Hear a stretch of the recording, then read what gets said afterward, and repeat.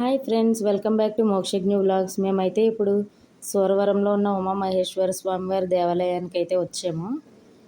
ఇక్కడికి మేము 2 టైమ్స్ వచ్చాము ఆల్రెడీ. ఇంతకుముందు దర్శనం అయితే అవ్వలేదు. 2 సార్లు మేము శివరాత్రి టైంలోనే వచ్చాము. అసలు ఇక్కడ శివరాత్రి రోజుల్లో అయితే ఫుల్ క్రౌడ్ ఉంటుంది. ఒక 2 మీటర్ల మేర లైన్ ఉంటుంది అనమాట, క్యూ గుడిలోకి వెళ్ళడానికి.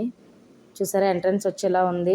ఏనుగు నోట్లోంచి వెళ్తున్నట్టు అయితే ఉంది. అటు ఇటు ఆహ్వానించడానికి 2 లేడీస్ అయితే విగ్రహాలు ఉన్నాయి. చాలా బాగుంది.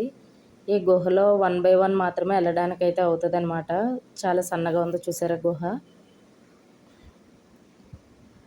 చాలా బాగుంది. చూడండి.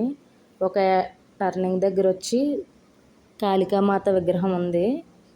అది అక్కడ కొండకి అలాగా కాళికామాతను చెక్కినట్టున్నారు. చాలా బాగుంది చూడండి విగ్రహం. అలానే అలా వెళ్తే గుహలోంచి బయటకి అక్కడైతే స్టెప్స్ వచ్చాయి పైకి, కొండపైకి ఎక్కడానికి. బయట వ్యూలో చూసారు కదా మీరు, పైన శివుడు బొమ్మదిని ఆ విగ్రహం చూడాలంటే ఈ మెట్లు ఎక్కి వెళ్ళాలన్నమాట కొండపైకి. టెంపుల్ అయితే చాలా బాగుందండి. ఇది చాలా ఫేమస్ టెంపుల్ కూడా సూరవరంలో. గుడి చుట్టూ వ్యూ అది.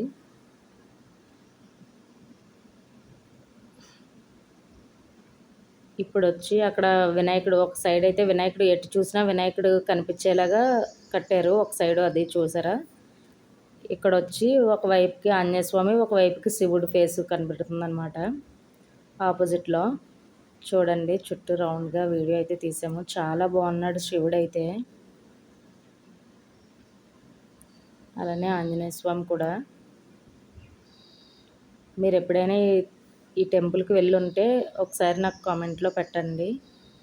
మా వీడియోస్ చూడడం ఫస్ట్ టైం అయితే ప్లీజ్ సబ్స్క్రైబ్ చేయండి ఫ్రెండ్స్.